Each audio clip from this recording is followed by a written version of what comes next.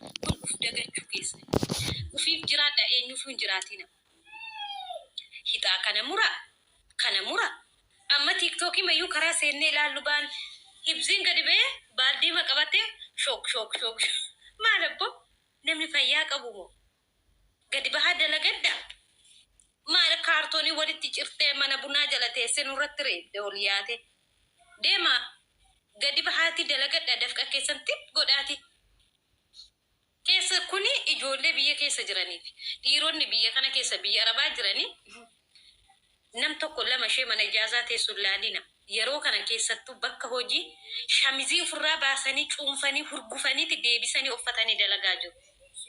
Namni biyya keessa jiru immoo kanan beeku. Akkuma achi ta'anii kaantuu Dubaayii jedhanii bahan miti dubbii. Kanaafuu uf eeggannaa dubbii gargaarsaa kana shamarran keenya ofitti deebi'a. Siitiin otoo borduute namni galagaleessi ilaalu hin jiru. Reeffi keeyyuu firiijii keessa ji'a tokko taa'ee booddee biyyatti galta bara. Du'a nunu gargaarsa barbaadna maal isin gargaarsattanii abbaa barbaade ji'aatiin miindaan keessa waa'ima gargaarsa duuriyyee abbaa barbaadde nyaachiste. Halkanii guyyaa dhaabattu yoo maallaqicha iddootti baastan dhabdan maal gootu sinitti fakkaate loomii bitaati ashaboo bitaati galgala isa guyyaa guutuu dhaabachaa ooltanii luktisin hadoo deeru bishaan bulluqsaa luka keessan zafadhaa taa'aati asiirii birrii lamaa bitadhaa itti dhugaa jirtu sinitti maal waan meeqa gar faashiniin kunoo darbe kun takka uummata buqqa'e jedhame okay uummata buqqa'e uummatichi gargaarres kan manatti deebi'ee uummata muraasa Hararge buqqa'ee Arsiin buqqa'ee Baaleen lafa turistiidha jedhamee buqqa'ee Wallagga buqqa'ee Salaaleen uummanni dhumatee buqqa'ee as keessaati kiisii nama danuu duroomsine malee uummata keenya waan fayyanneerru tokko ittiin qabu. Garuu nama baay'ee mana ishee duraa mana ji'a lamatti ji'a sadiitti takkaa kaffalatu mana waggaa tokko mana kiraarraa kaffalleera.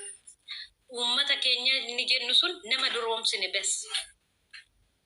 Kanaafuu keessattuu uf eeggadha. Amma fiilmiin amma karaa abbaa carraa dhufe kuni namni biyya keessa jiru mana kiraa kaffalatee jiraachuun ulfaata. Carraa 3,000 sii muruu miti. Keessattuu dayyuusotitti warri waggaa 9 waggaa 10 biyya namaa keessa jirtu waa'ee biyyaa ija keetiin galteen argina. Waa'ee jireenyaa ammarree kuma duraa seetu tikkeettii kee muradhuu gali. Mana sii ijaaraniiru galii ilaalladhu. Kana sii godhaniiru galii ilaalladhu. Ija keessanitti amana. Eenyuyyuun amanina. Bara abbaan ilmoosaa kaadaa jirutti eenyuyyuun amanina. Argina. Maal fiilmi namni kuni duuriyyeen kashalabbeen abbaan barbaadde gadi yaatee shamarran mana madaami. Yoo waa tokko ta'e shamarran mana madaami. Yoo uummanni buqqa'e shamarran mana madaami. Kan arrabsanirree warra sarraateenyaa deemaa shintimeetii miica unumatu ittiin arrabsama. Alhamdulillah. Nama beekutti manni madaami warqiidha. Asuma teenye waan meeqatti dalagan. Asuma teenye maatii keenya itti barsiisanne. Asuma teenye waan isaa waggaa 20-30 umurii isaanii keessatti hojjetanii itti baaneera. Kanoo uf yaadadha. Keessattuu shamarran keenya uf yaadadha.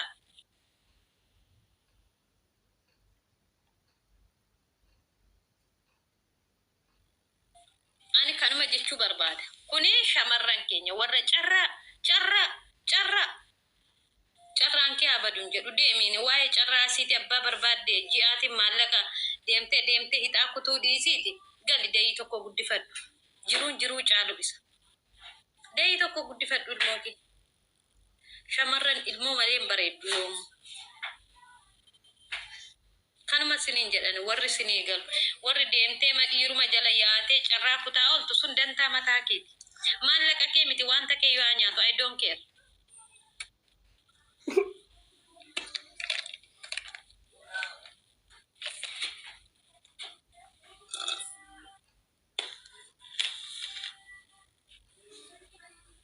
Taap koppii linkii godhaame.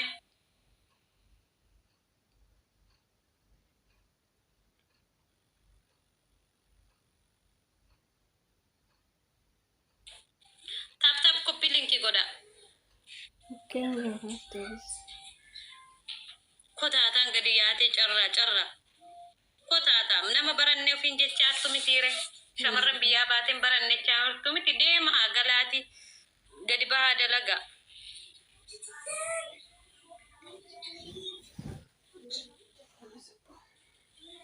Yaa namni waa hin miidhamne jiru yoo miidhamte miidhagda bara.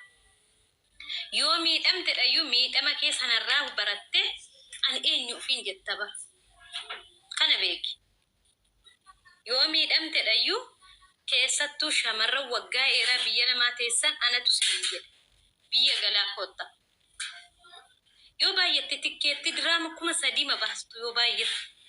Lawwacii kee faana diraama 3,000 mee magaalaa kottaame.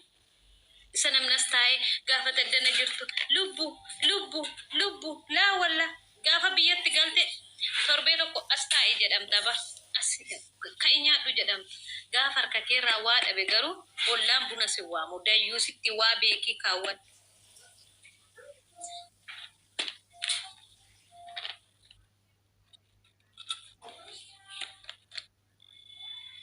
Tap koppii linkii godhame. Warri miidhamne hotti waan ninkee haa miidhamu dayyuus.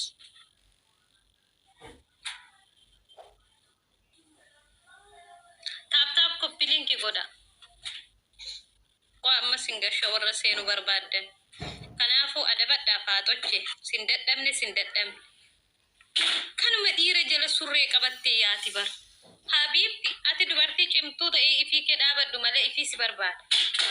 Yoo ati dubartii ogeettii taate. Dhiirri 10 si gaafateef immoo ati qaalii ufiin isa hin rakastuudha bara. Waan rakasaa biraa waan hundumatu deemaati. Dhugaa sinitti maali? Beefo. Wayii akkam nagaadhaa? Farzisha.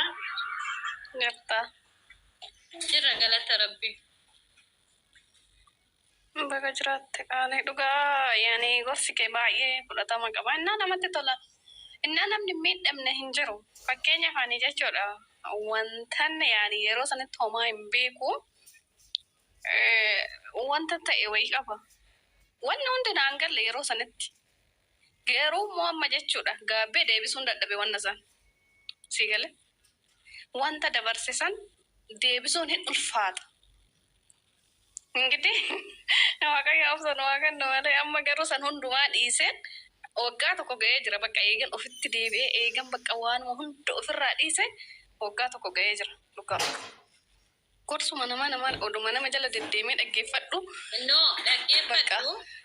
Waan darbe sana wanta miidhamte san irraa barattee ofitti deebi'uudha murteessan. Nama meeqatu har'arree achuma jira ba. Har'arree bakkuma sana. Kanas ani eenyu ofitti deebi'u abbaan barbaadde maal afaan namatti xaragatti. Yoo sa'atii argattan yoo fooloo gurguddaa qabaattan wanta sinii dabaladhaa hojjedha. Maa geemiin ta'in gadi bahaa taphadha. Dhugaa rabbii siniin jedha. Maa geemiin ta'in gadi bahaa taphadha. Hojii keessan fixxanii yoo sa'atii firii qabdu ta'e yoo madaamii gaarii ta'e hojii biraarree maddiitti hojjechuu yoo dandeessan hojjetadha. Ani garuu laalama sa'aatii qaba dhugaa sa'aatii tokko sa'aatii lamaffaa qaba garuu maaliin hojjetame yaani masanan nan sodaadha jarallee beektaa. Jara kee faana walitti dhufeenya hin qabdu. Yaani namittidha yoo ta'e malee namichi nama jibba. Maarree namitti murteessaan niitii kee faana walii gallaan kallii walii baaba. Kaameraan na argata. Kallii walii baaba mataa naa dhaabatu. Hin jaallatu beektaa inni akkanuma qanyisa namitti immoo dubbattu waaqa. Otoo akka isaati garuu ati guyyaa takka mana kana mulu. Ati immoo baabaa keessa jibba shamarran baay'ee garuu gaafa hojii galchinu maamama himatu. Maamama fi koyyus jedhu. No. No, dhugaa waaqatti eegisee takka amma fakkeenyaaf laala waan akkasiisan illee amma fakkeenyaaf otoo hojjedhee man hojjedha sa'aatii qabu keessatti jechuudha. Garuu sitti inaafu. Hin jaallatan lubbuu. Hin jaallatan. yoo ati hojii keenya dhiistee faa hojjetti jedhan kama fixxee ta'e jechuu kana iyyuu hin jaallatan. So kanaafuu hojii biraa uumadha yeroo jettu kana amma mana keessan keessatti madaamin tokko namni nagaa yookaan maatiin hojii jirtu sun nama nagaa hoo ta'e okkee hojjechuu hin dandeecha garuu immoo bakka isaan ilaale hojii isaaniituu fixxee yoo irratti haara galfattee jechuu baay'inaan sin jaalatan. So kanaafuu akkamiin hojjetta remeeyaati fakkeenya bakka hojii sanitti. Nama fakkeenya hojjedhe jedhee na yaadu. Dhaggeeffadhu amma waasitti yoo mana sana keessatti hojii si eeyyamuu dhiisuu danda'u. Fakkeenyaaf torbeetti guyyaa tokko sa'aatii 2 wayii sa'aatii 3 siin eeyyamanii. Urjii abboo hojii kennaaf No.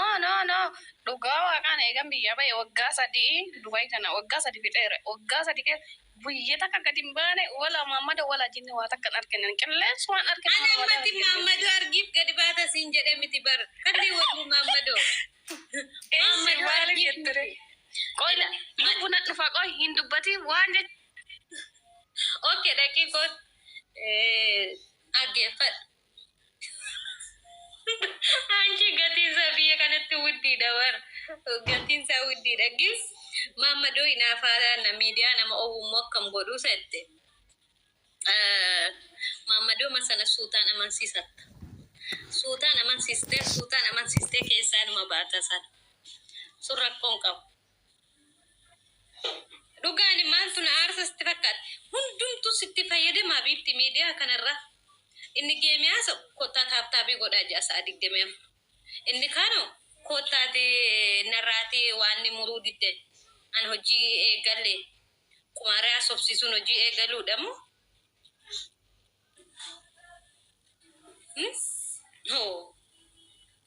Laa qimamochi anatu siniin jedhe yoo dandeessan tiiktookii keessan guddifadha. Yoo dandeessan immoo maadaamii keessan faana walii galaati. Torbeetti guyyaa tokko eeyyama siifaa laattu sa'aatii 2 qofa baratta laayisensii baradha mana rifeensaa baradha booddee isaatti gaafachiitii kontiraata kee fixxee baates ta'e kontiraatuma deemtee kan biraa jalatti manuma madaamirra yoo qaxaramte laayisensii diraama 3,000 diraama 2,700 diraama 2,500 gadi hin dalagu dhugaa isinitti maali. Madaamii kee faana walii gali laayisensii tokko baradhu mana rifeensaa mana meekaappii wanta akkasii biyya kanatti bareedaadha. Keessattuu shamarran biyyatti galuu ammaaf ammatti dhimma hin qabne. Warri as keessatti faa asitti waa hojjetachuu waa dhuummachuu barbaadde waan akkasii godha. Taap koppii linkii godhame waan ofii akkam